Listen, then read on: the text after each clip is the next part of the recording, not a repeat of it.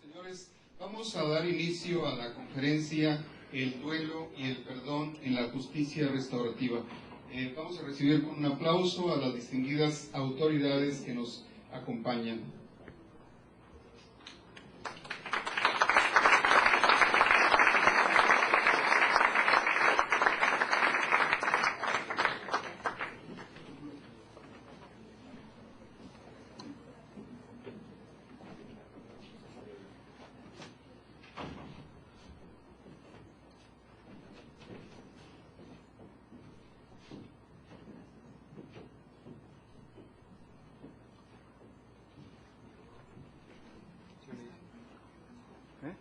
No, me dijo, pásame el control. Ya sé que sí, pásame el control.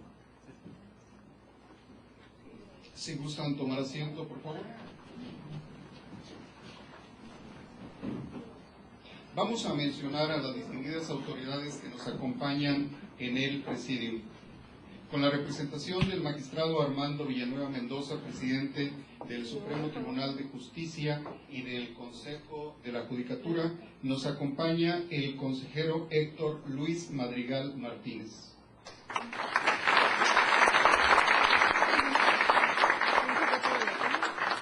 Damos la más cordial bienvenida al doctor Raúl Carrillo García, quien nos expondrá precisamente la conferencia del día de hoy. Bienvenido, doctor. Gracias.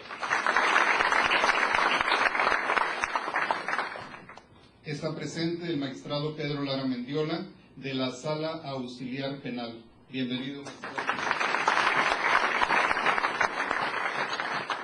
Asimismo nos acompañan los señores consejeros Elvira Vallejo Contreras,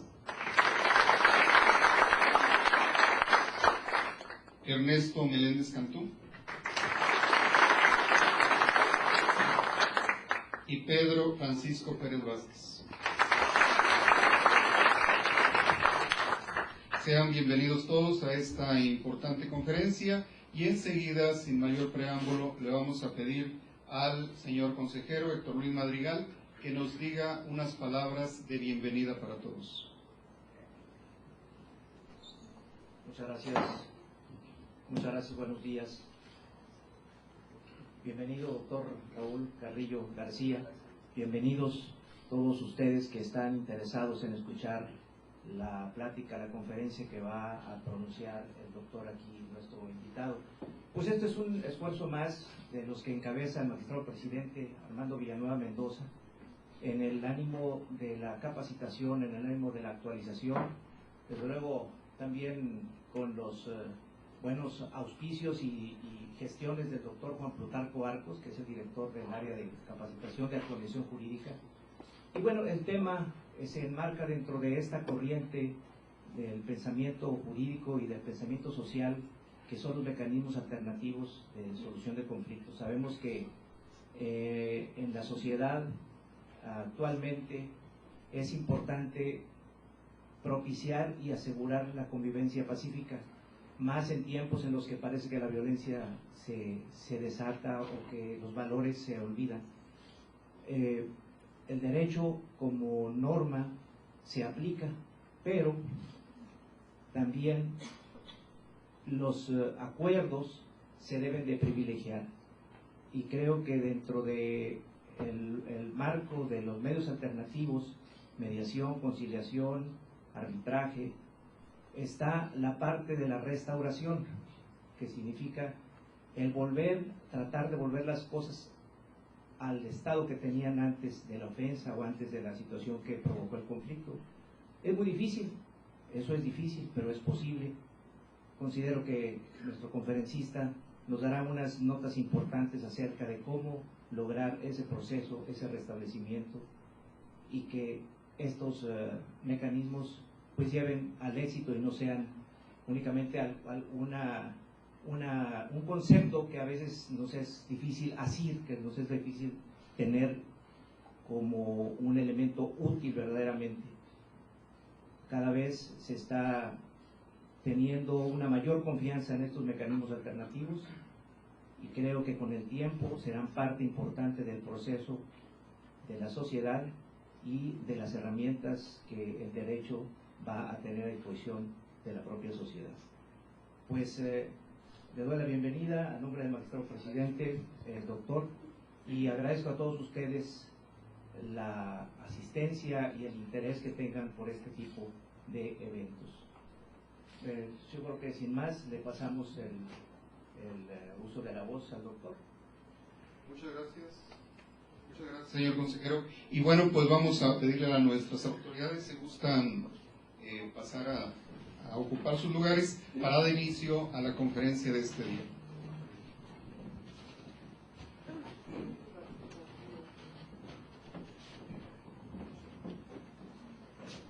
Para el resto de los asistentes, ahorita vamos a intentar colocar unas sillas para que estén más cómodos. Vamos a dar lectura a algunas de las principales notas curriculares del doctor Raúl Carrillo García, quien nos acompaña este día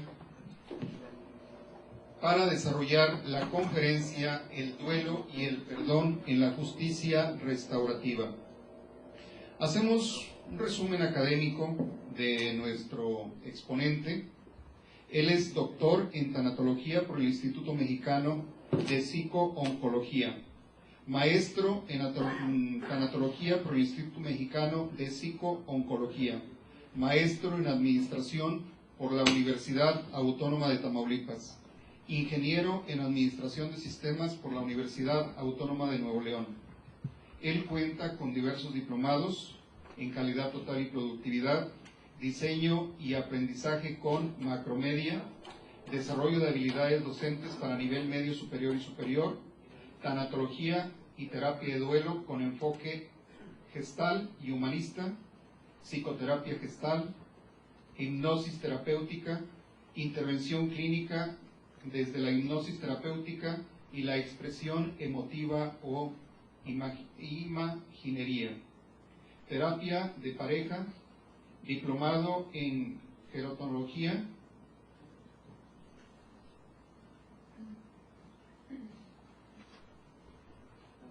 Él cuenta con más de 32 años de experiencia profesional en los que ha prestado servicios profesionales a diversas instituciones, donde destaca el Gobierno del Estado de Tamaulipas, la Universidad Autónoma de Tamaulipas, el Banco Nacional de Obras y Servicios Públicos, Administración e Informática, Comisión Municipal de Agua Potable y Alcantarillado de Ciudad Victoria, Consejo Tamaulipeco de Ciencia y Tecnología, Universidad Politécnica de Victoria, Centro de Apoyo a Personas en Duelo, CAPED, Instituto Mexicano de Psico-Oncología, con más de 30 años de experiencia docente, en los que ha ejercido esta función a nivel licenciatura y posgrado en Universidad Autónoma de Tamaulipas, Universidad Regiomontana, Instituto Matense de Estudios Superiores de Estudios Profesionales, Universidad Internacional de América, Instituto Tecnológico de Ciudad Victoria,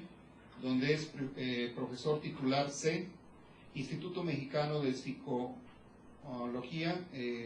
Sociedad Civil, Universidad del Valle de México, áreas de desarrollo profesional del doctor, Tecnología de Información y Comunicaciones, Planeación e implementación de sistemas organizacionales de administración de calidad, planeación e implementación de sistemas para la acreditación de la calidad de programas académicos, organización y apoyo logístico de reuniones de trabajo y eventos multidinarios, administración total de proyectos, impartición de conferencias, cursos, talleres o seminarios en diversas áreas del desarrollo humano, intervención tanatológica.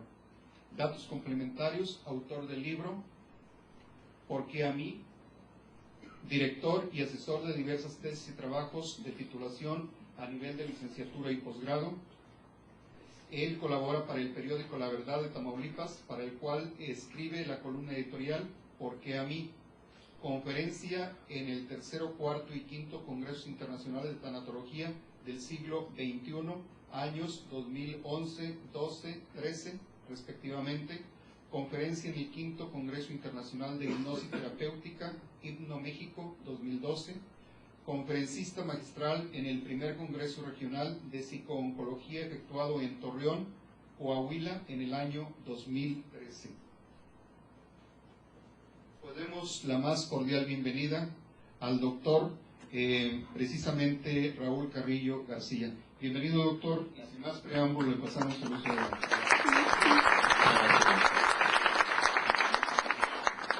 Muchas gracias, muy buenos días. Mi agradecimiento a todas las personas que directa e indirectamente han realizado algún esfuerzo importante para lograr este coincidir. Quiero pedirle, señor licenciado, que sea usted el conducto para hacerle llegar mi saludo al señor presidente magistrado, con mucho respeto, con mucho afecto y agradecimiento por estos espacios que nos permite compartir. A todos ustedes les agradezco estar aquí y les quiero dar la más cordial bienvenida. Hace un ratito, y le agradezco mucho, el licenciado Héctor me decía bienvenido, ¿no? Me daba la bienvenida, pues sí, en realidad soy yo quien vengo a su casa, ¿verdad? Y estoy muy complacido de ello, y ahora yo les digo bienvenidos y bienvenidas. Y a lo mejor suena un poquito contradictorio que yo sé quién esté diciéndoles bienvenidos. Específicamente, esta bienvenida es para cada uno de ustedes, particularmente a esta experiencia. No tanto al lugar, no tanto a este recinto, sino más bien la bienvenida a una experiencia, a este lapso del camino de cada uno que vamos a ir transitando juntos. Y que como todas las experiencias, la vamos a recorrer juntos, pero como dice el viejo refrán, no revueltas. Razón, todas las experiencias son así. De hecho, ya hace muchos años, siglos, Epicteto, palabras más, palabras menos, decía: no son las situaciones las que desarmonizan a las personas, sino la interpretación que las personas hacen de esas situaciones. Y entonces, pareciera que la experiencia es la misma, pero no es así. Es vista, escuchada, sentida desde la primero percepción y después interpretación que cada uno hacemos de una experiencia. Incluso en algunos elementos que pudiesen parecer tan sencillos como por ejemplo el orden en la habitación de aquel adolescente, ¿verdad? Podría decir, pues es que la mamá se queja porque dice, es que siempre tiene desordenado el cuarto. Y entonces el muchacho dice, pues es que mi mamá se la baña porque siempre me mueve mis cosas. ¿Razón? Pues para la mamá el orden es que los libros estén de más chiquito al más grande, la ropa esté de la más clara a la más oscura y en el cajón cierto acomodo. Y para el muchacho el orden es que los libros estén según el día que los va a necesitar, según la materia que va a llevar, la tarea que va a realizar, la ropa pues a como él se la quiere poner, no de clara a oscura, y resulta ser que el mismo asunto que está hablando de orden, para uno es una cosa y para otro representa otro, y que llega a generar un desacuerdo.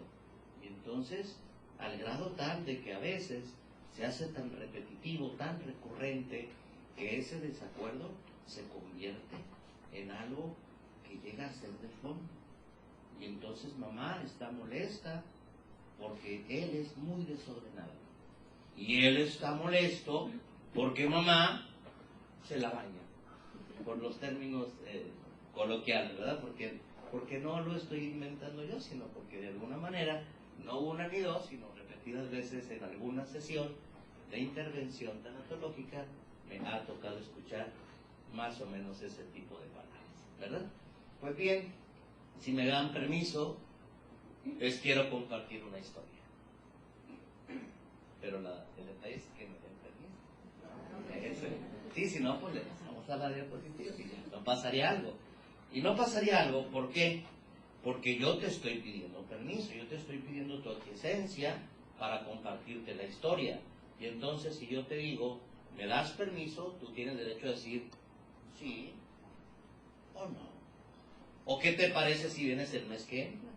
¿Verdad? A lo mejor no es ni un sí ni un no, porque no todas las situaciones necesariamente se resuelven en las polaridades suele haber aspectos intermedios que no necesariamente ni son un sí rotundo ni un no rotundo, y en medio puede haber diversas posibilidades, y a veces lo que hace falta precisamente es que creativamente encontremos toda esa gama de posibilidades que hay entre dos extremos aparentes. Entre un sí y un no puede haber varias opciones. Ven la próxima semana, ¿qué te parece si me lo mandan mejor escrito por correo? ¿Qué te parece si se lo dices a mi hijo y que luego él me lo haga en un resumen? Etcétera, ¿verdad? El cuento, una vez que ya conté con tu venia, se trata de una mujer que muy felizmente en esa etapa de su vida estaba casada y amaba profundamente a su marido.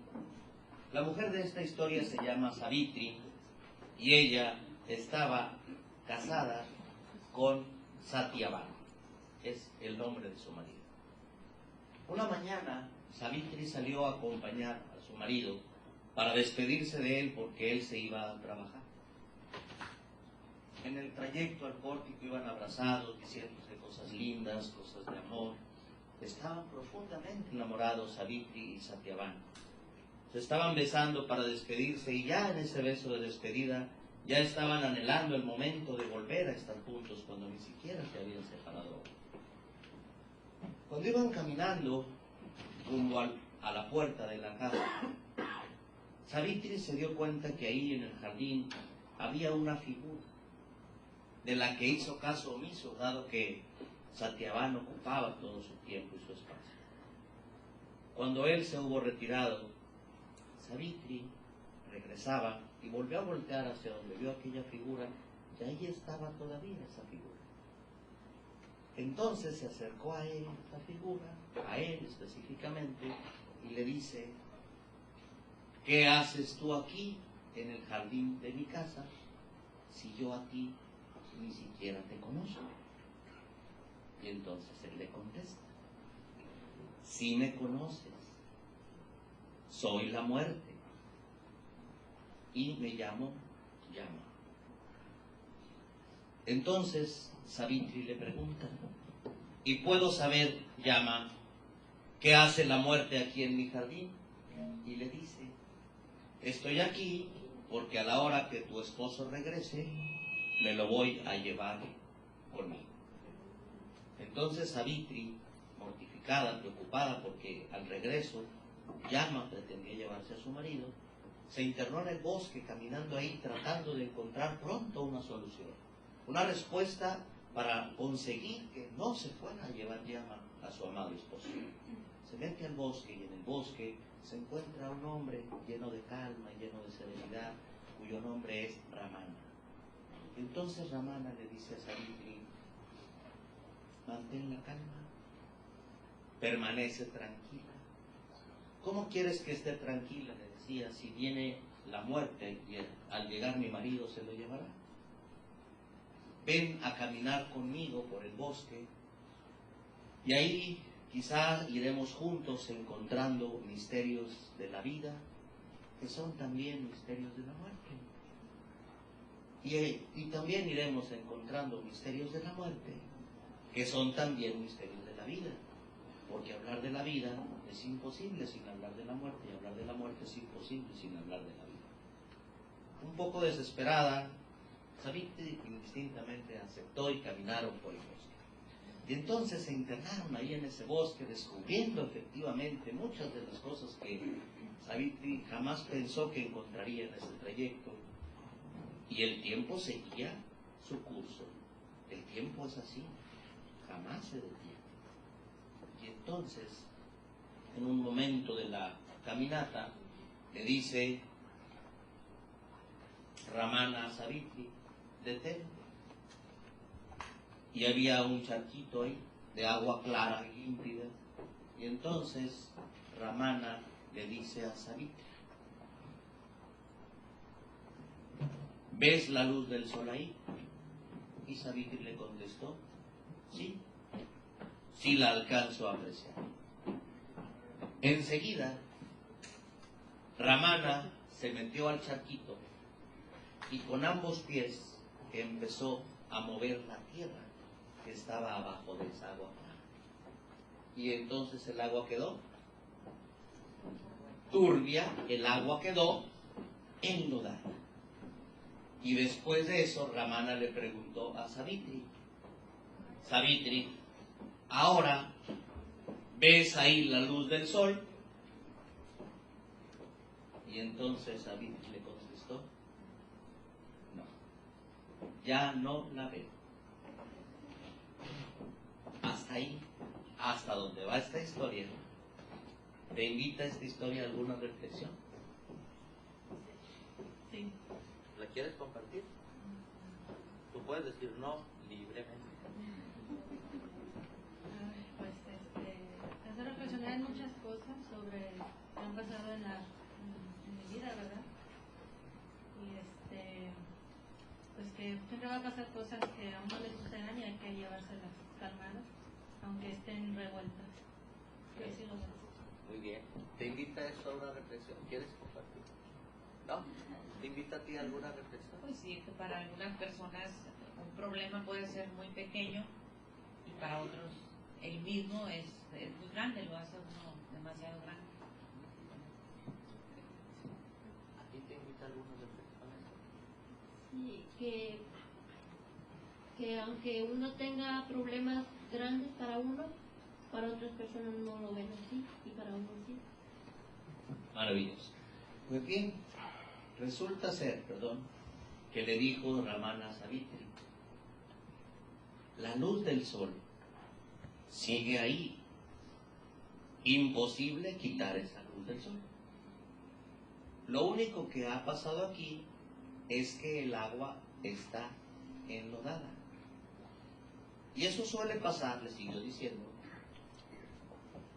con los compromisos de cada día, con todo eso que nos vamos trazando y que vamos necesitando dejar de lado en el día con día. Y entonces el agua se puede ir haciendo turbio. No se diga si esos acontecimientos van acompañados de emociones como el dolor, la impotencia, la ira, la desesperación. El agua está enlodada y el hecho de que el agua esté enlodada no significa que el sol deje de estar ahí. Entonces, el autor de este cuento, que está en el libro de título Jamás moriremos, del doctor Deepak Chopra, él escribe esto que están ustedes leyendo. Yo lo pondría más bien en primera persona, diciendo: ¿cómo es posible que yo no pueda encontrar mi esencia?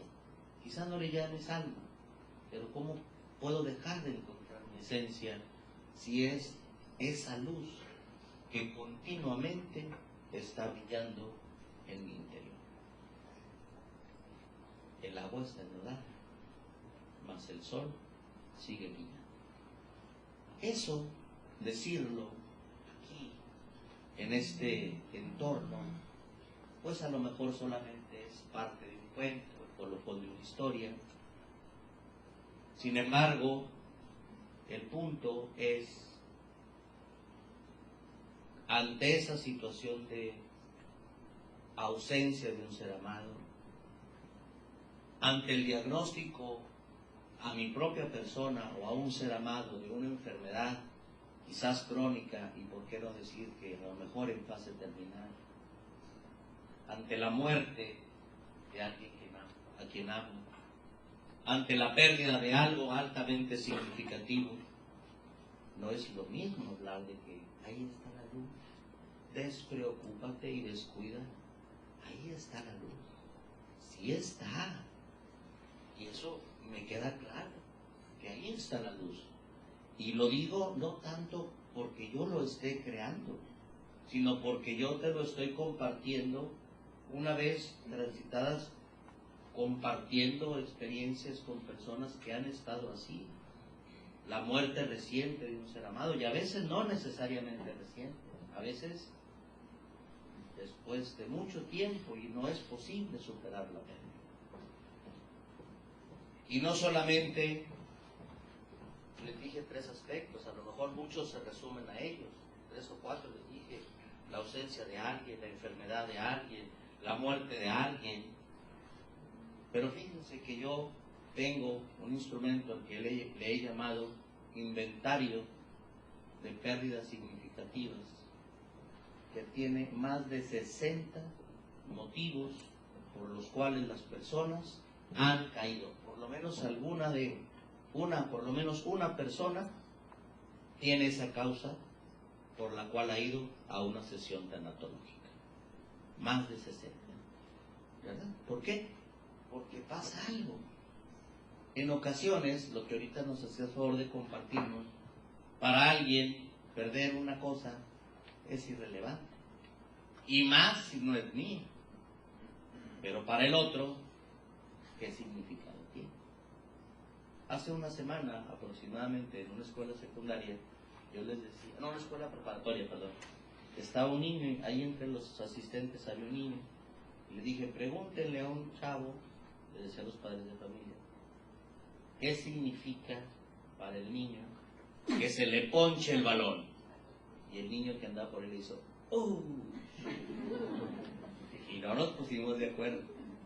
Simplemente tú ibas a decir: pues un balón. Y el niño hizo: ¿verdad? Ni siquiera era su balón, nomás de imaginarse un balón ponchado, porque no es la cosa, situación o persona que se pierde o que cambia para mí, sino el significado que esta cosa, situación o persona tiene. Pues bien, en este momento, aunque estamos así un poquito apretaditos, y me da mucha alegría eso, porque pues somos muchas personas y gracias por estar aquí, los quiero invitar a que nos saludemos. ¿Les parece bien y aceptan mi invitación? ¿Sí? Entonces, conste que el saludo es de hoy, no para el domingo, ¿verdad? El saludo es el de ahora. Entonces yo te quiero pedir un favor muy grande, si aceptan mi invitación. Bueno, fíjense bien, moviendo la energía, salgan de su zona confortable y entonces ya de pie saluden a las personas que puedan, ahí, por lo menos las que tengan más cerca. ¿De acuerdo? Adelante. Díganle algo bonito, díganle algo, ¿verdad?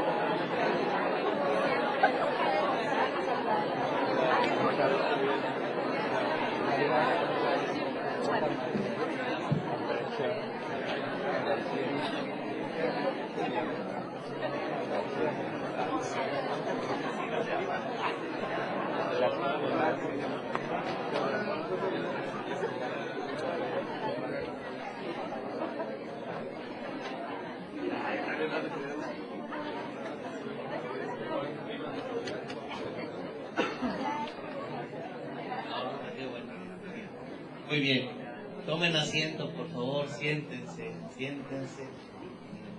Y bienvenido. Solo, bienvenido. Pues bien, gracias por aceptar la invitación, que además me lleva a otra cosa. Miren, les hice una invitación, dijeron sí, acepto, ¿verdad?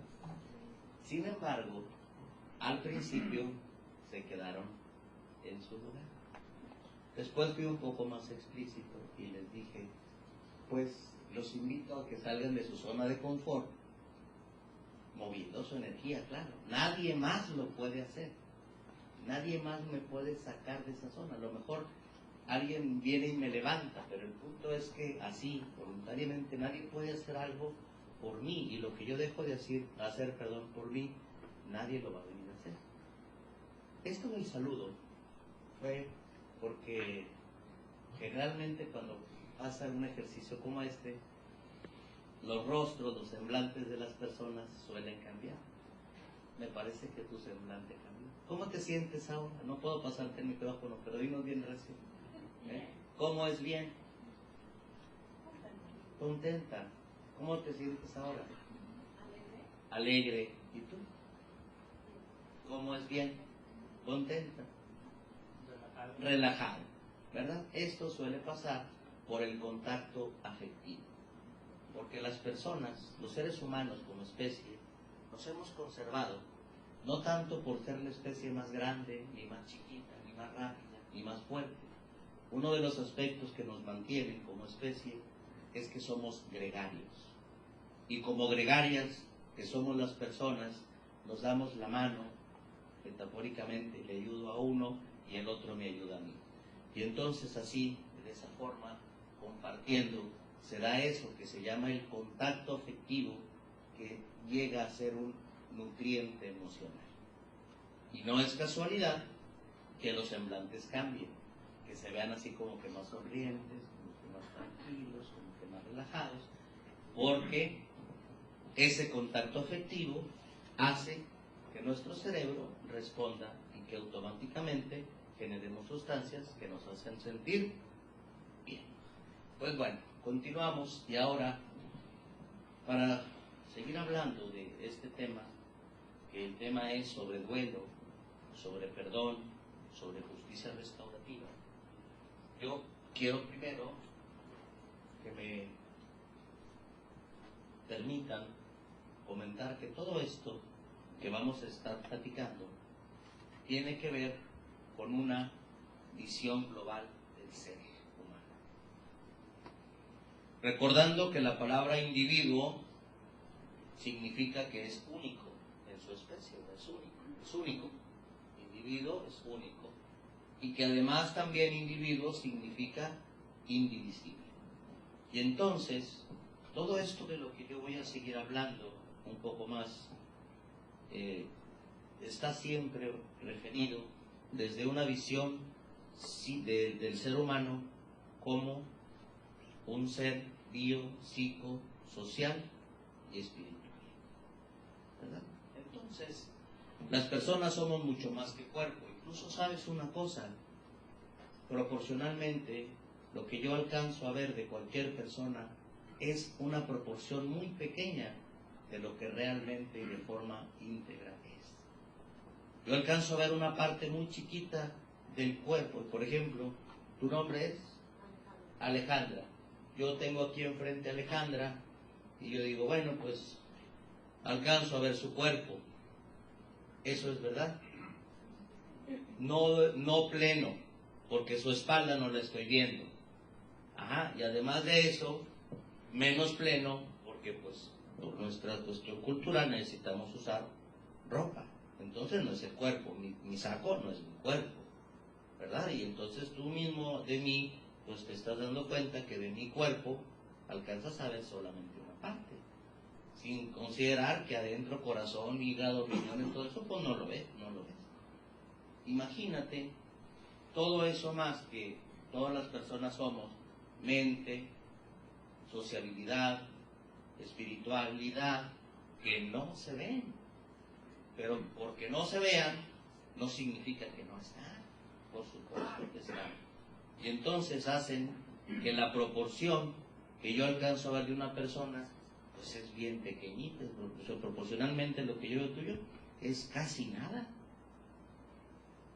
Y siendo casi nada, todavía yo me atrevo a hacer juicio sobre ti. Y no solamente eso, me atrevo a hacer juicios antes de darme la oportunidad de decirte hola.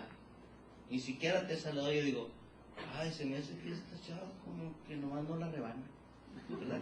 O se me hace que esta persona, mira, tiene cara de ser un señor muy amable, ¿verdad?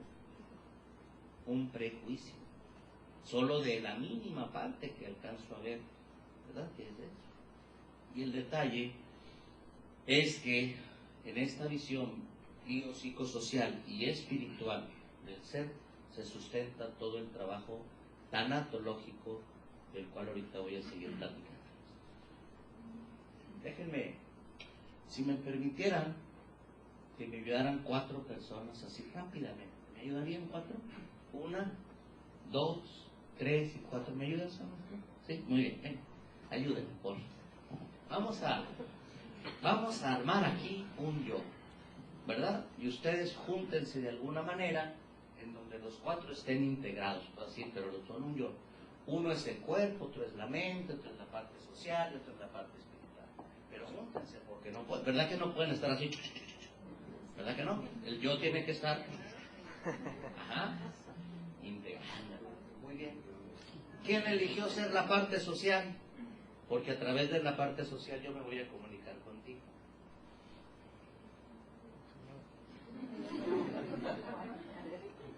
Licenciada, este yo que está aquí enfrente, ¿usted qué quiere que sea? ¿Hombre o mujer? Mujer. ¿Cómo quiere que se llame? Póngale el nombre. Mire, normalmente le ponen la pecas, la trenza, la güera. La güera. La güera. La güera, muy bien. Y entonces la güera tiene cuerpo, mente, parte social y parte espiritual. ¿Estamos de acuerdo hasta ahí? Ok, ahora, yo me voy a tomar el atrevimiento de pensar que esta es la parte por donde yo me voy a comunicar contigo. Güera. Y entonces, fíjense una cosa.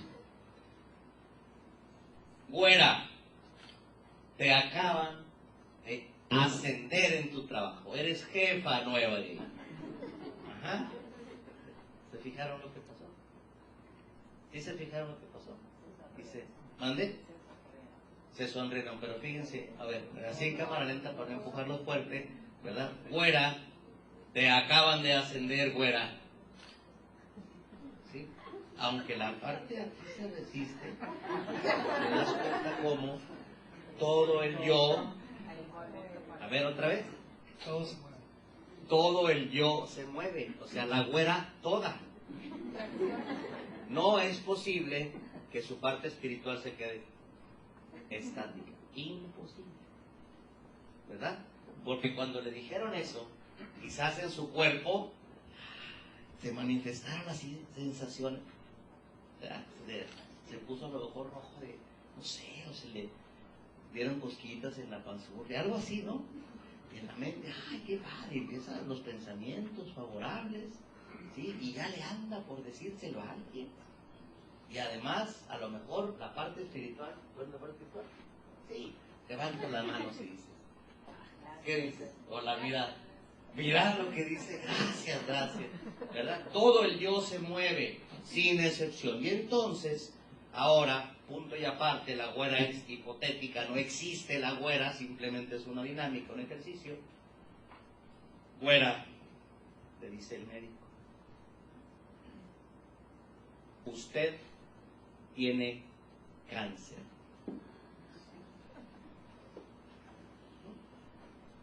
Imposible que una parte del ser se quede inmóvil. Todo el yo se mueve. Y entonces, si hace rato la güera levantó las manos al cielo y dijo gracias, ¿verdad? Si el cuerpo tuvo sensaciones lindas, así de que soy jefa.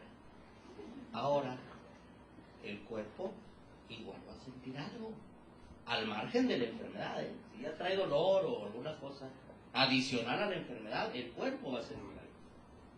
En su mente empezarán pensamientos caóticos, terribles, de muerte incluso, porque hoy por hoy, a pesar de los avances de la ciencia, casi siempre hay una asociación inconsciente, tiene cáncer, se va a morir pronto. Una asociación casi inmediata, cáncer, muerte. Y a la güera le acaban de decir que tiene cáncer. Y entonces, a ver, la parte espiritual, ahora qué va a hacer. Echarle ganas a ir con el doctor. Ajá. Y salir adelante. Te acaban de decir, güera, que tienes cáncer. Generalmente la parte espiritual, ¿qué suele ser?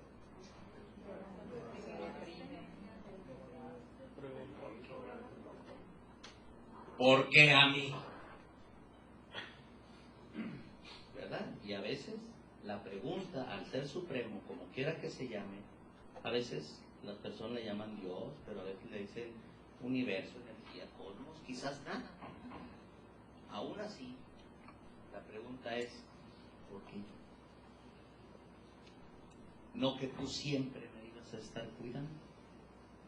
Entre otras muchas preguntas, que no siempre son desde la carne, muchas veces incluso son desde la radio. Les damos un aplauso a los muchachos. Muchas gracias. Y entonces se mueve todo el yo. ¿Sí queda claro lo que acabamos de hacer? ¿Sí? ¿Me ayudarías a hacer otro en este momento? ¿Sí me ayudas? Ah, sí pasa. ¿Tú me ayudarías junto con tu compañero? ¿Tu nombre es? Emilia. ¿Y tu nombre es? Alejandra. Bien, vamos a hacer un ejercicio para pasar al tema específicamente de duelo. Alejandra, ponte viendo para allá y tú, Emi, viendo para allá. ¿Sí? No necesitas ser su edad real. Tú invéntate una edad que tienes y tú invéntate una edad, la que quieras. ¿Cuántos años tiene Alejandra? Dijimos que la real no, ¿verdad? No tengo... Pero ya salió el pene, no tiene 25, bien. Emi, tú inventa tu edad. Sí, doble, 50. Bueno, lo bueno que se inventa, todo se inventa. Muy bien. Durante 25 años, que por cierto Alejandra ya no tiene, su edad es de 25 años. Los 25 años ya no los tiene, ya pasaron, ¿verdad? Durante 25 años Alejandra ha ido caminando por distintos estadios y ni cuenta se ha dado que Emily existe. Ni cuenta se ha dado. Ahí está, está viendo para ella. Han transcurrido 50 años y tú, Emily, ni cuenta te has dado que en los 25 que tiene Ale anda por ahí, ¿verdad? No se has dado cuenta. Y ¿está viva? ¿Está viva, mija? Está viva. Mija, ¿está viva? ¿Está viva? Sí está viva, sí está viva. 25 años sin Emi, está viva, ¿verdad? Mira, te está sonriendo, ¿verdad? Por alguna situación quieren hacia el frente, viendo ahora para el frente, así, para el frente, para allá. Acá. Por alguna situación se empiezan así como que a dar las circunstancias y entonces Emi, así como que de reojo, se da cuenta que Ale existe y viceversa. Y se siguen dando cuenta de que se dan cuenta de que están ahí, ¿verdad? Ah, ahí está Ale. Ah, ahí está Emi, ¿verdad? Y se van dando cuenta tanto que entonces hacen esto, ¿verdad? Y como no me conformo con que seas, simplemente seas, sino que quiero que seas mío o mía, ¿verdad? Te sigo haciendo mío, te sigo haciendo mía y te hago más mía. Ahí como aquel, ahí, ¿verdad? No, aquel, miren. Entonces se acaba de pasar. John Bowlby estaría muy contento porque lo que dijo respecto a que los individuos estamos programados biológicamente para hacer apegos, diría, ya ven, que les dije, ¿verdad? Y entonces se genera eso. Pónganse así, abrácense. Así me abracen, así, quédense así tantito. En este abrazo, lo que yo quiero ilustrar es el concepto de apego. Durante 50 años no la conocía.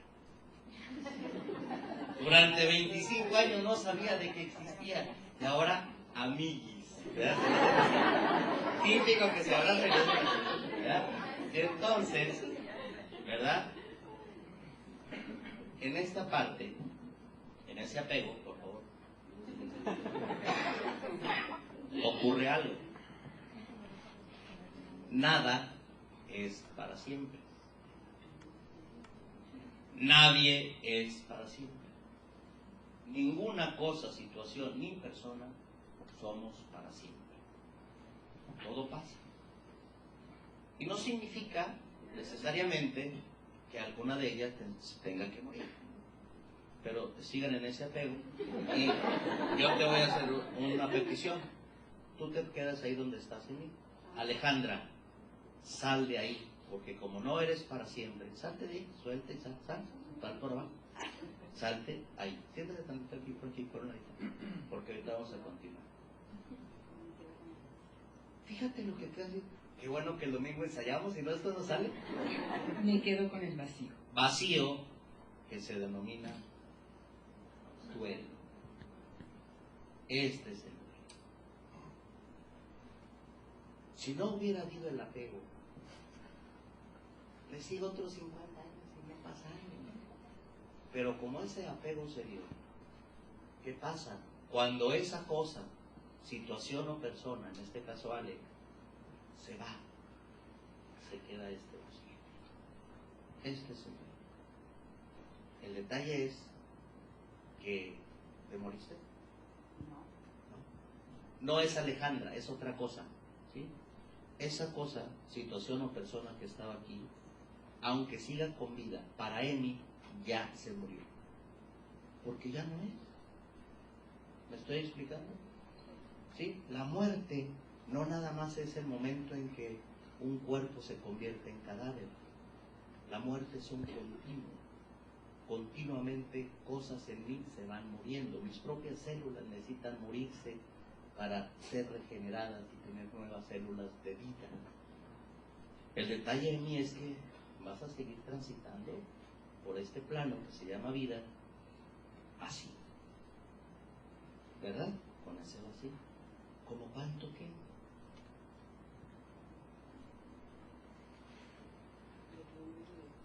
Depende de mí. Depende de mí. Eso lo ensayamos el lunes. Claro que sí. Depende de mí. Porque tú decides si así vas a trabajar, a hacer los quehaceres de tu hogar, a visitar a tus amigas, a convivir con tu familia, o buscas otra postura. ¿Cuál sería otra? ¿Cuál podría ser otra? Otra postura, físicamente hablando, o sea, aquí en la mitad. Bueno, y así vas a ver, abrazos. Y así vas a ir a visitar a tu familia, vas a ir al laboratorio de los análisis, ¿verdad? ¿Qué otra postura podría haber? ¿Qué otra postura? Me extiendo mis brazos. Entonces, no nomás hay una postura, puede haber más. El punto es que son más cómodas, cualesquiera que sean las seleccionadas como posturas, van a ser más cómodas. ¿Me estoy explicando? Volvemos a vender la postura de apego. Así, porque fíjense una cosa, ¿verdad que Emi ya tenía 50 años? Entonces no nació el día que conoció a Ale, ¿verdad que no? Por lo tanto, digo, voy a abusar aquí de ustedes porque sabemos que es más cerquita, ¿no? Por lo tanto, quiere decir que a lo mejor, ponte ahí, vamos a hacernos un poquito más para allá, mira. Ándale ahí. A lo mejor, ¿verdad? Nada que ver con edad, incluso ni consensos en algún momento dado. Ponte ahí, abraza, tú estás en tu apego. A lo mejor, ¿qué pasó? La mamá de Emily quizás vive, quizás no. Y aunque ella esté en vida, pues acuérdense que es un ejercicio. Hay que separar, hay que distinguir, es un ejercicio. A lo mejor mamá vive pero está enferma. Y entonces aquí, esa situación de la relación con mamá está aquí, ¿verdad? Pero como tampoco nació, ahora resulta ser, ¿verdad? Resulta ser que también, no sabemos, acuérdense que no tiene que ver eso, ¿verdad? También puede ser que papá, allá, a él, puede ser que papá, puede ser que papá esté muerto, esté enfermo y esté empujando, ¿verdad? Pero como Emi no nació cuando conoció lo que Alejandra representa, también tuvo una pareja allá, y entonces, ¿verdad? Los 14, resulta que es el tuercas, y el tuercas no se lo va a decir adiós, y el tuercas nomás simplemente un día se fue, y dejó aquí algo inconcluso. Y así como eso, hay otro y hay otra cosa más. A lo mejor un empleo que estaba tan feliz y de repente le dijeron, ya no tienes esta chamba. A lo mejor una maestría donde estaba contenta y le dijeron, ya no hay beca. Y todo eso empuja hacia atrás, hacia adelante. Y entonces, como está Alejandra, cualquier cosa que sea, porque Ale aquí nos va a representar no necesariamente una persona. Puede ser el deporte, puede ser el trabajo, puede ser cualquier otra cosa, situación, o sí una persona. Como Ale está, ayuda a contener. ¿Qué sucede con todo eso que empuja cuando Ale? Adiós, Ale. ¿verdad? Te quedas con el hueco. Todo eso empuja, pero no se vaya, amiga, porque ahora usted, pásele para allá. Porque ahora tú, si ella no ha resuelto este asunto, es uno más de los asuntos pendientes de resolver que va a seguir empujando fuerte. Y entonces, Emi, volvimos a ensayar el martes. ¿Queda claro? Este ejercicio queda bien. Un aplauso a las mujeres.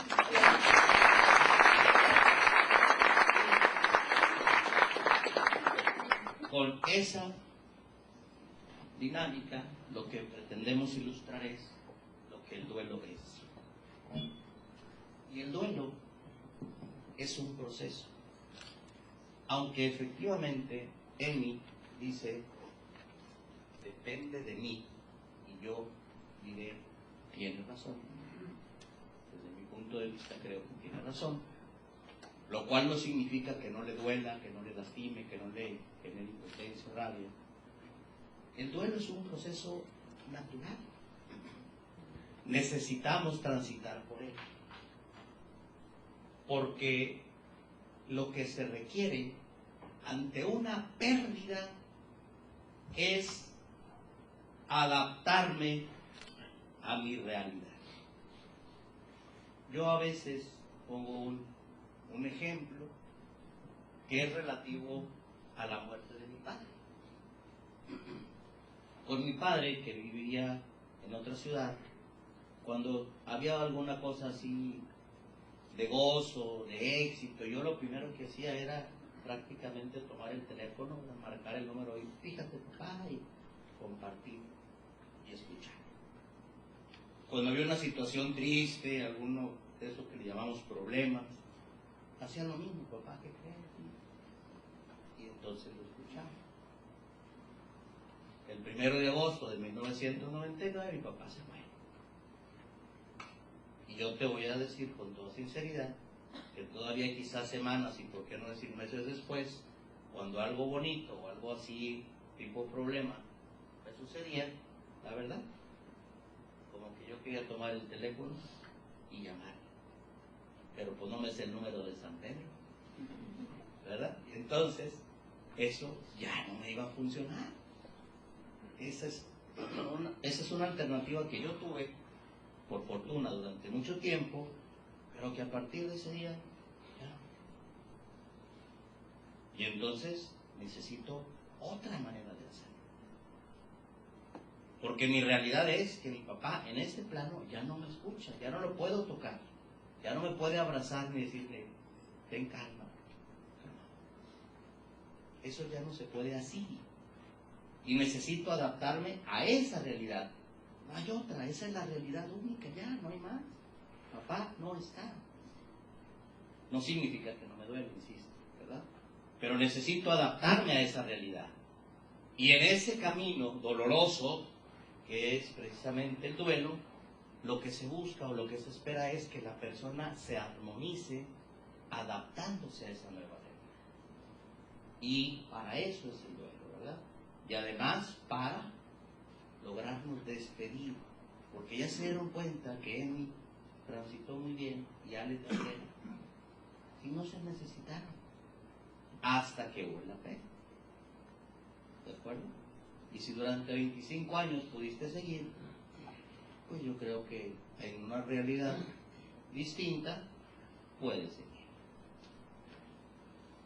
Entonces, los procesos llamados elaborativos se tratan precisamente de realizar cambios en el ser y que al hacerse esos cambios en la parte psicológica del sujeto, como el yo es indivisible, todo eso se va a ir al cuerpo, todo eso se va a ir a la parte social del ser. Y aunque este autor no lo dice, yo diría, también se va a ir a la parte espiritual, porque el sujeto, el individuo, volverá a su fe, o quizás incluso se tome más fuerte de esa fe. Y entonces, el punto con los duelos es esto, elaborarlos. ¿Cómo se elabora el duelo? El duelo se elabora contactando con la pérdida. Fíjense que esto para lo que nos aboca hoy es muy importante, desde mi punto de vista. Contactando con la pérdida. Porque muchas veces, ante la pérdida, ya sea la ruptura de una amistad, o el viaje de un hijo a otro lugar a estudiar, que a veces a las mamás o papás les duele y dicen, es que pues estoy muy feliz porque mi hijo está muy feliz. Qué bueno que está feliz. Imagínense ser feliz. La parte consciente le dice que es algo que su hijo necesita hacer y que es positivo. Pero en su parte inconsciente, ¿qué dice? ¿Verdad? Sin querer queriendo, como dice alguien por ahí, el cuarto está vacío, la cama está tendida, ahora sí está en orden, de acuerdo al orden que mamá quería, cosas así. Pero el punto es que el chavo no está. ¿De acuerdo? Y entonces decía que esto es muy importante porque a veces lo que hacemos las personas es dejar de hablar. Hasta hay canciones que dicen algo como quiero dormir cansado. ¿Para qué? Para no pensar en ti. Eso es de varir. Deja de varir. Afronta. Porque es vía el contacto con ese vacío que te dejó la pérdida como precisamente se elaboran los duelos. El duelo se elabora contactando con la pérdida. Es la aceptación. Es tendiente a la aceptación, efectivamente.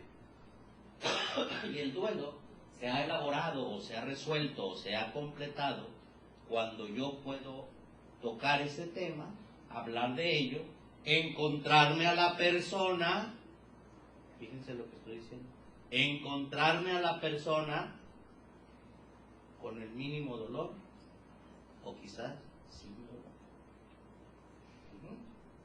Y entonces dejo de vivir en el pasado tendiendo lazos al futuro y trato de disfrutar el momento. Es que si hubiera, es que si lo hubiera, es que eso simple y sencillamente fue así. El hubiera ni existe, o el no hubiera pues tampoco, ¿verdad?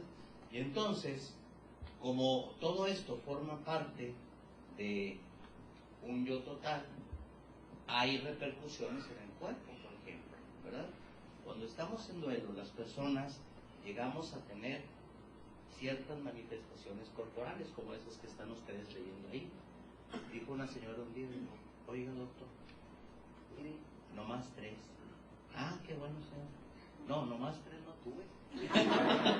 ¿Verdad? Porque a veces duele la espalda, dan ganas de vomitar, estoy desforzado, se alteran mis hábitos de alimentación, se altera mi sueño, a veces desde el insomnio, a veces en la hipersomnio, o sea, dejo de dormir o duermo más, etc.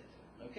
Como también hay ciertas conductas, como llorar, suspirar, gritar, a veces llamar al ser amado, que ya no está, mencionarlo repetidamente por su nombre, y así otras de ellas, como mostrar desinterés por el sexo, como estar en la apatía o estar hiperactivo. O a veces las personas ante ese dolor quieren estar solas y muchas veces no se les brinda ese espacio, por cierto. O a veces las personas quieren ver a alguien y estar con determinado individuo. Pues bien, hay muchas causas de duelo, les dije que hay más de 60. Yo aquí traigo algunas nada más para ilustrar, ¿verdad? Simplemente que al duelo no llegamos solamente específico por la muerte biológica, por la muerte física de alguien.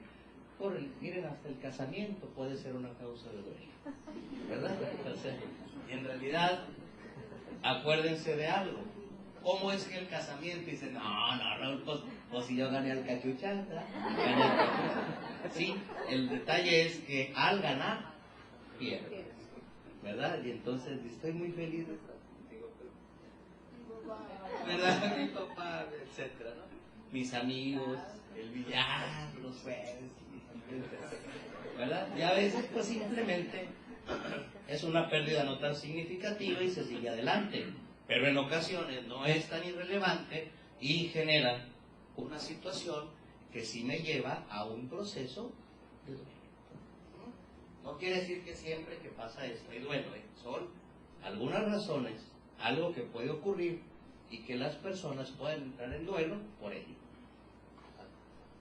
Enfermedad, por un cambio financiero, por un cambio de trabajo, por discutir repetidamente con personas importantes, no necesariamente el cónyuge, como dice ahí, discusiones repetidas, por ejemplo, con el jefe, ha sido algún caso que yo he tenido como causa, que tiene más fondo, ya vimos, porque esa persona, acuérdense, que no nació cuando conoció al jefe, tiene otras cosas ahí. Ya, entonces, miren.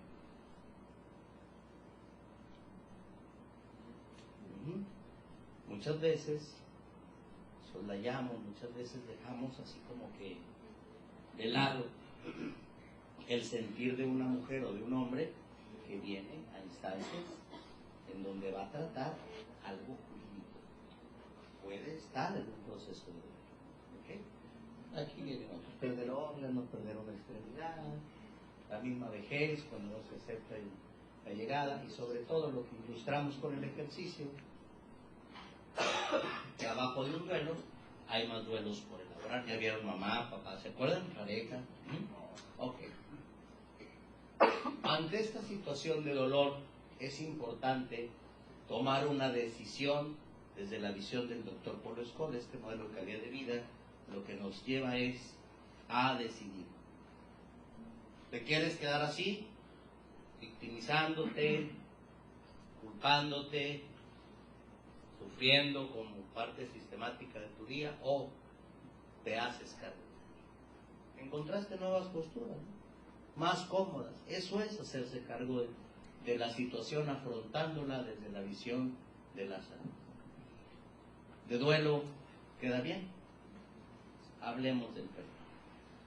Hay varias diapositivas, pero estoy viendo que el tiempo me está así como que ganando un poquito. Y entonces a lo mejor no las vamos a ir viendo tan detenidamente todas. Pero yo sí quiero hablar acerca del perdón como algo necesario. El perdón, generalmente, como muchas otras cosas, cuando hablo de él, pienso, ¿a quién me hace falta perdonar? Ya sé. ¿Verdad? A veces ni cuenta de eso me doy, A veces no me doy cuenta que hubo instantes, quizá, en los que yo estuve muy enojado con mi mamá. Sentí molestia. Y era válido, porque me regañó por algo que yo no había hecho. Y me enojé. ¿Verdad? O a veces, y esto lo he escuchado, por ejemplo, de chicas en sesión, es que estoy enojada con mi mamá. ¿Por qué, hija? Porque no confía en mí. Porque ella piensa que yo no soy capaz de mantenerme en determinada conducta. Yo sé hacer las cosas y no confío en mí. Y en ese instante la molestia es válida. ¿Verdad? El punto es expresarla saludablemente.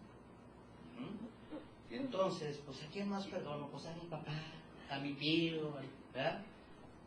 Hasta algún amigo al que se robó mi lonche cuando estaba en tercero de primaria, ya lo voy a perdonar. Y en toda esa lista, de personas a quienes necesito perdonar, muchas veces hace falta una.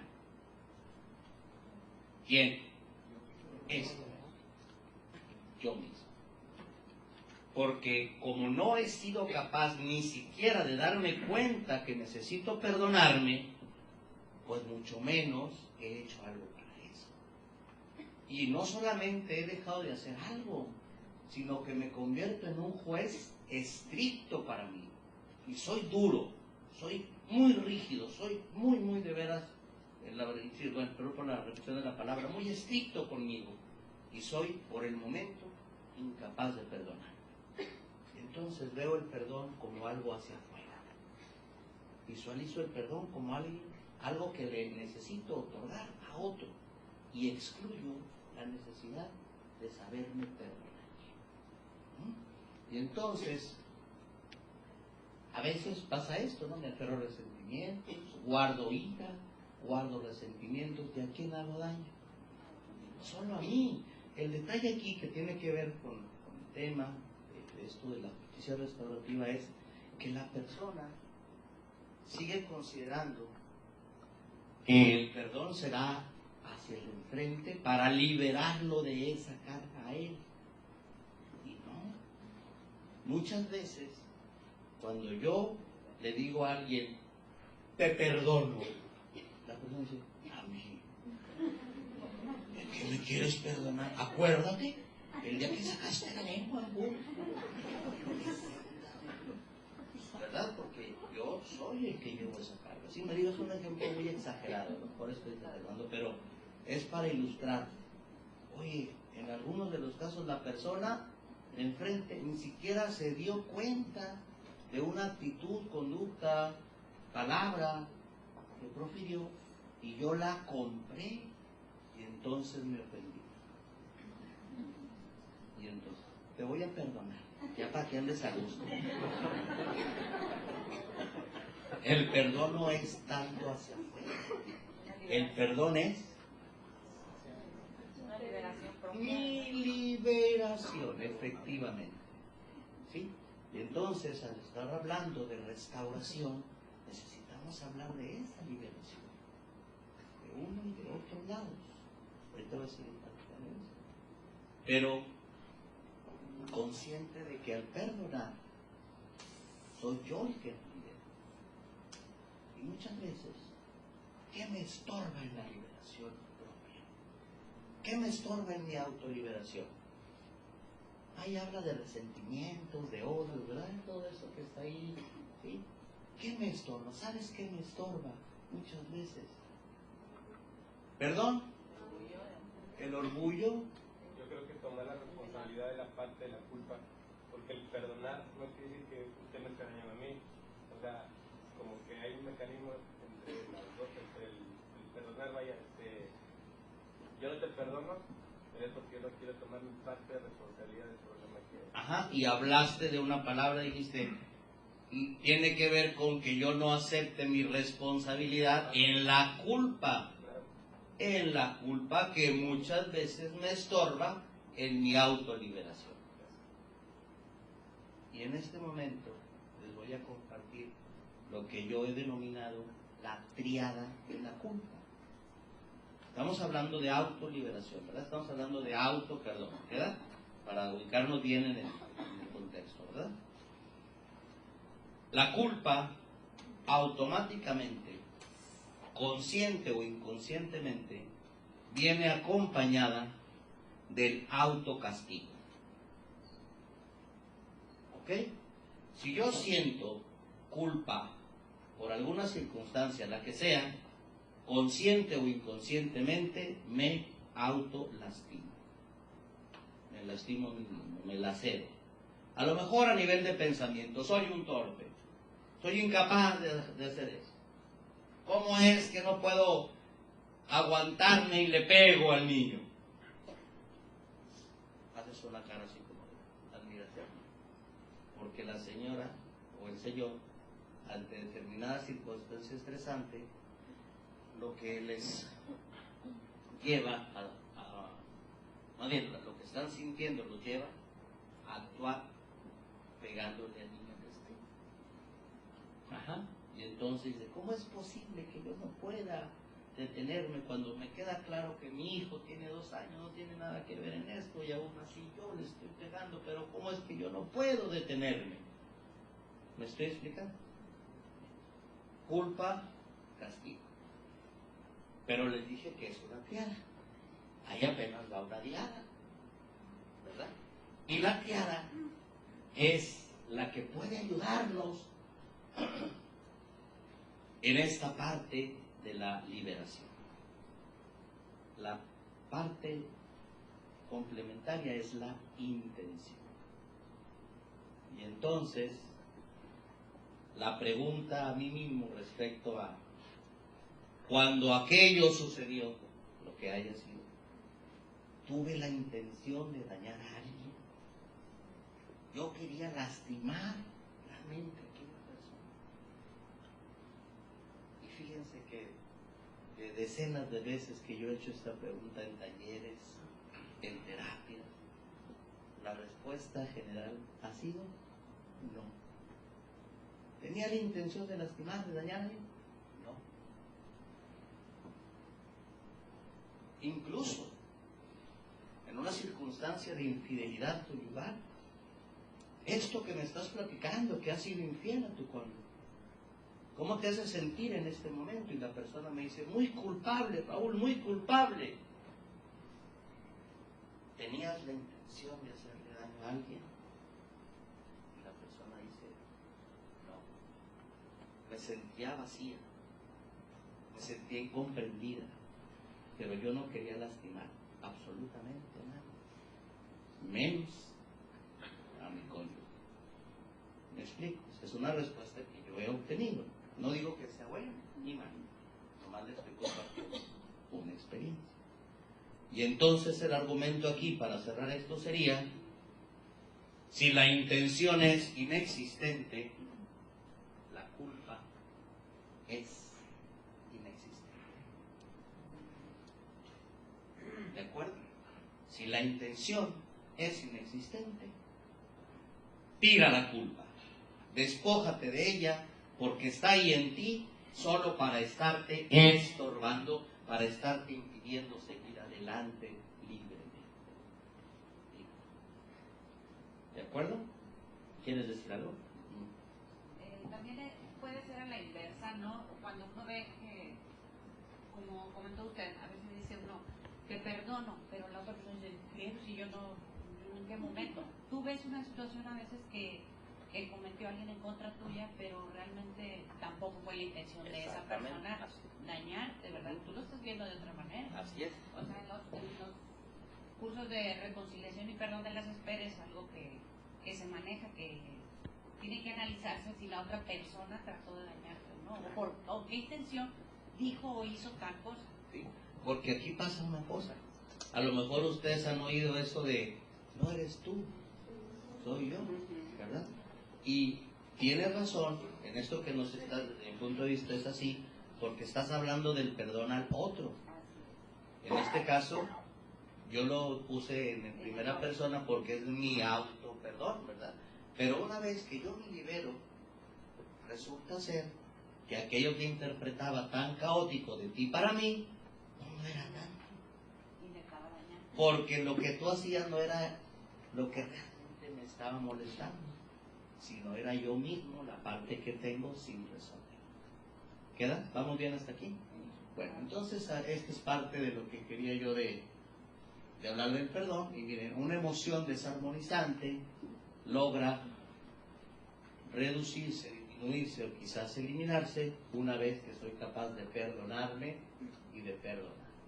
Porque el perdón trae paz, trae alegría a mi vida. ¿Okay? Y entonces, cuando no se genera de fondo lo que realmente es el perdón, lo que estoy haciendo de alguna manera es que estoy permitiendo que otras personas o situaciones controlen lo que yo estoy queriendo hacer, ¿verdad? Esto, si ustedes desean estas diapositivas, son de ustedes. Yo con mucho gusto se las puedo dejar aquí a los muchachos para que ustedes se las soliciten a ellos, ¿verdad? Son de ustedes. Muy bien. Pues bien, es importante entonces repetir el perdón para constituirlo como un hábito. Recuerden ustedes que los hábitos se adquieren como tales solo por un camino: la repetición. La repetición. Lo voy repitiendo y lo voy subiendo a mi mente inconsciente para convertirlo específicamente en lo que es un hábito. Y entonces, si no puedo perdonar esto, es verdad. Aquello que la mente no es capaz de manejar, refiere el doctor Paul Scott, se va al cuerpo. Y entonces, muchas veces, colitis, gastritis, cuestiones de la piel, cáncer, son el resultado de haber omitido, entre otras cosas, este proceso, ¿verdad?, del perdón. voy a ir para acá. Y sobre todo lo que decía, la parte reiterativa del perdón, que no contribuye ni al egocentrismo ni a la vanidad. Con esas palabras de Lewis, que ustedes están leyendo ahí, cierro esta parte del perdón. Entonces hablamos de duelo, hablamos de perdón, y ahora sería, hablar un poco del concepto desde lo muy poco que yo conozco de justicia restaurativa, solo para vincularlo después a la tanatología del siglo XXI. La justicia restaurativa es un proceso, ¿verdad?, en que las partes implicadas hacen un trabajo de modo grupal, de modo colectivo. Está en aras de la dignidad y de la equidad, y hay virtudes en las cuales esta visión se basa: sensibilidad, apertura, confianza, esperanza y sanación. Lo que se busca con esta justicia restaurativa es poner énfasis en la reparación del daño, ¿sí?, modificando lo actual, dando, aquí como dice, preponderancia a que las partes puedan llegar a una solución dependiendo de la gravedad del delito. En este proceso de restauración, la idea es habilitar a las víctimas, al infractor y a los miembros de la comunidad que se vieron afectados, y de qué manera se puede hacer. Primero, con sustento en tres aspectos, que son responsabilidad, restauración y reintegración.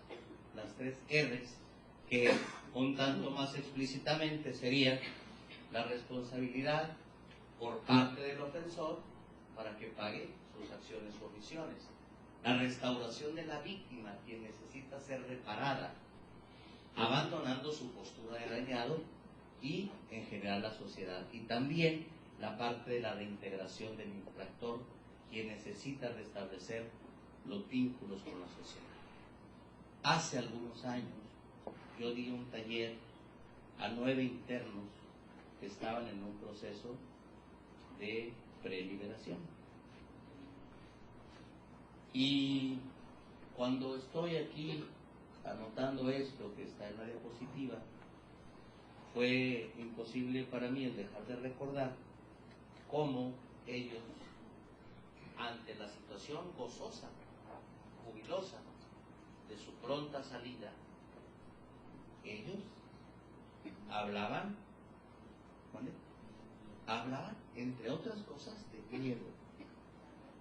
Otros, a pesar de los casi 10 años ahí, seguían hablando de enojo, porque yo sigo enojado, porque estoy aquí y no tenía por qué estar aquí. Y así, como del miedo, como del enojo, como del dolor, hablaban de un conjunto de emociones desarmonizantes que tenían que ver con la que ellos ya imaginaban que sería su realidad, aunque faltaban todavía algunas semanas para que eso ocurriera. Pero la mente, nuestra mente, empieza una experiencia antes de que ocurra.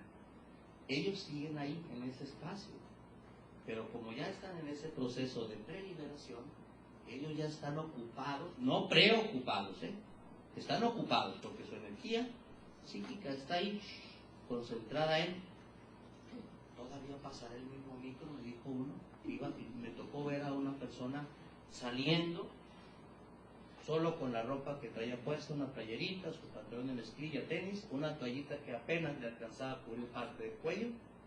Iba caminando, iba así, con la mirada extraviada. Y me dijo una de las personas: él va saliendo, déjame alcanzarlo. Yo lo alcancé y lo vi como iba en la cinta del otro. Y le dije: no, nada, ¿qué? No sé si el micro todavía pasa aquí enfrente. No, pues ya me dijo para leerlo. Sí, creo que sí pasa por aquí. Dijo: pero tengo una bronca. Aunque el micro pase, ¿con qué le voy a pagar al chofer? Si no tengo dinero, ¿verdad? Entonces ya lo demás es lo de menos, ¿no? Ya, lo que haya ocurrido, el punto es, date cuenta cómo esa situación, ¿verdad? De esa reinserción, de esa reintegración emocionalmente, socialmente, físicamente, espiritualmente, porque el yo no se puede disociar, es algo complicado. Entonces, ¿verdad? Además de muchos otros que puedan ser, yo aquí anoté algunos de los métodos restaurativos. Uno es la mediación de la víctima y el infractor. Otro, que es un poco más abierto, es en reuniones o en conferencias comunitarias para pasar a uno más abierto, en donde pueden participar los abogados, puede participar la sociedad, y esto es algo importante. Asistencia a la víctima, ¿verdad? ¿Para qué? Para que pueda resolver esa experiencia que está inconclusa.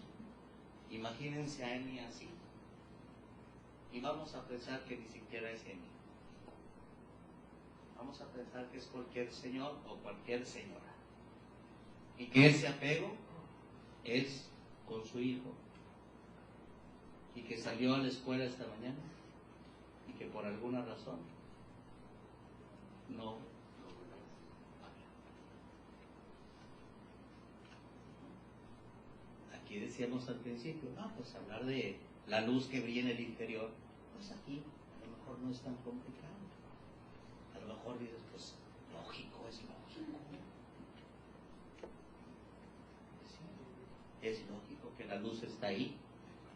Y si la lógica de que la luz está aquí existe, explícame desde la lógica por qué no volví a ver a mi hijo.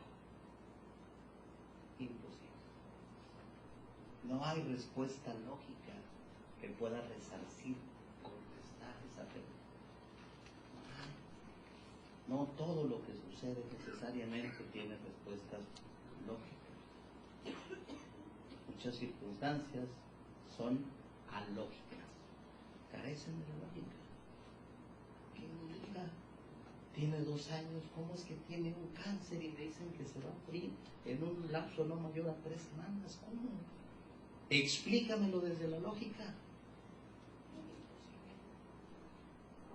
Obvio, ¿verdad? La existencia, yo lo tomé así de la fuente, tal cual. Yo no pondría el término así, porque la corriente de la tanatología que yo practico es humanística, y por lo tanto esto, la palabra delincuente desde esa visión, implica una etiqueta, un estigma, una marca para la persona, y por lo tanto yo lo hubiera puesto de otra manera, pero esto es tal cual la forma.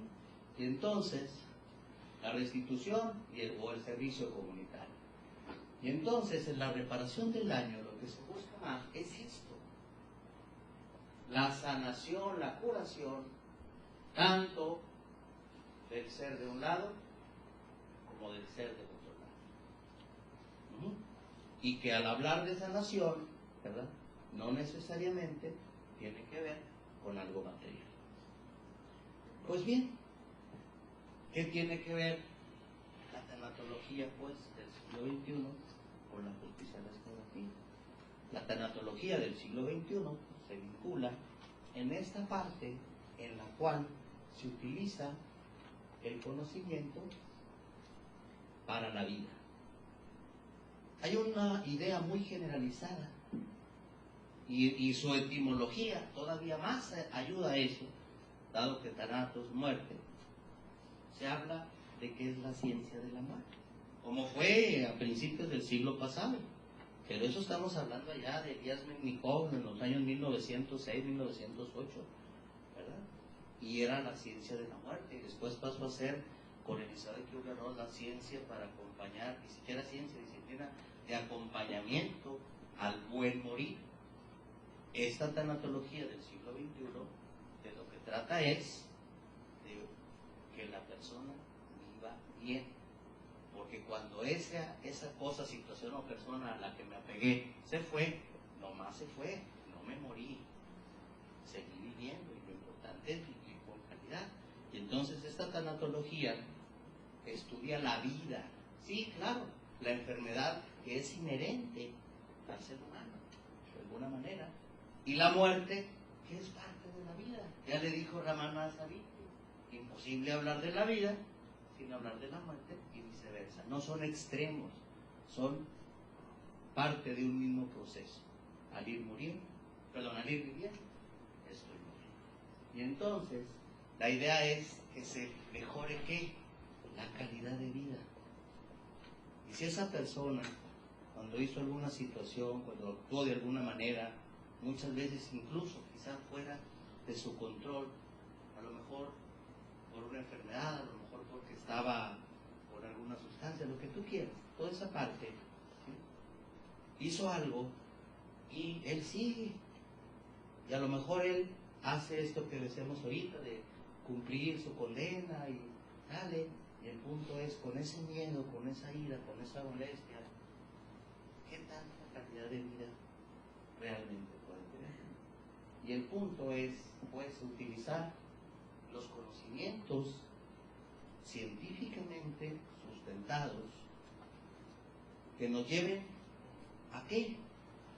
A que entre más pronto, con el mínimo dolor posible y en el apego siempre a la fe de la persona, resuelva lo que necesite resolver. Llámese la ausencia de alguien, llámese la muerte, la enfermedad, como quiera que usted le diga, a ese vacío que generó la pérdida. Es un proceso e insisto, no significa que no duele, por supuesto que duele, pero tampoco significa que la persona necesariamente se tenga que quedar ahí. Puede y es susceptible de adaptarse a una diferente realidad. Y entonces, nosotros en el Instituto Mexicano de Psico-Oncología, con los trabajos de maestrías y los trabajos doctorales, hemos, ¿verdad?, encabezados por el doctor Paul Scott, definido 4 campos de aplicación de la tanatología del siglo XXI. La tanatología médica, la psicotanatología, la tanatología pedagógica y miren ustedes, la tanatología social, ¿verdad? En donde se enmarca perfectamente todo esto de lo que estamos hablando. Todo esto de lo que hemos dicho acerca de la persona que quizás dañó a otro, la persona que de alguna manera recibe ese daño y que necesita ser resarcido ese daño. No solamente desde la parte física o material, sino realmente también en la parte de esencia. ¿Para qué? Para que esa luz del interior realmente sea percibida, porque sí sigue brillando. El punto es que no le estoy dando cuenta. Y entonces, para eso es la tanatología, y voy a ir terminando mi presentación de este mediodía, de esta mañana, diciéndote, esto que tú haces, este trabajo que cada uno de ustedes realiza, un trabajo muy loable, un trabajo de mucho fondo, amerita de que ese trabajo que ustedes hacen se haga con amor. Yo sé que entre otras cosas es por amor que hacen las cosas. El detalle es que recuerdes que es importante quererte a ti. Nadie puede dar lo que no tiene. Y entonces, en ese amor por ti mismo, sustentar el amor que das a los demás, y que además sé muy bien que también sustenta tu actuar cotidiano en todo, y en específico porque estamos en el ámbito, en esta parte laboral. Cuando las situaciones marchen diferente a como tú estás esperando, hazte cargo de esa situación con responsabilidad, cara levantada y la frente alta. ¿Que hay dolor? Sí. ¿Que duele y que enoja y que molesta y que asusta? Sí. Necesitas afrontar esa adversidad haciéndote cargo de ti, con la cara levantada y la frente en alto. Hace años, el doctor Paul Scott nos enseñó la importancia, a mí y a varios compañeros, de aprendernos a despedir de las cosas, de las situaciones y de las personas. Como eso a mí, en este camino, me ha sido sumamente útil, te lo comparto, y así es como yo cierro mi intervención, si ustedes me lo permiten. Me despido de ti con fe y esperanza de que muy pronto nos volvamos a encontrar. Muchas gracias.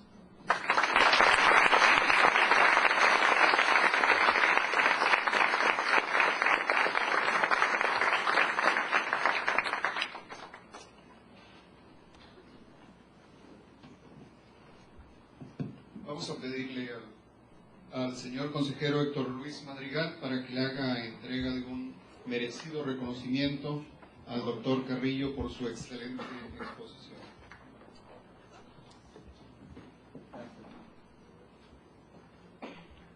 Bueno, pues ciertamente a nombre del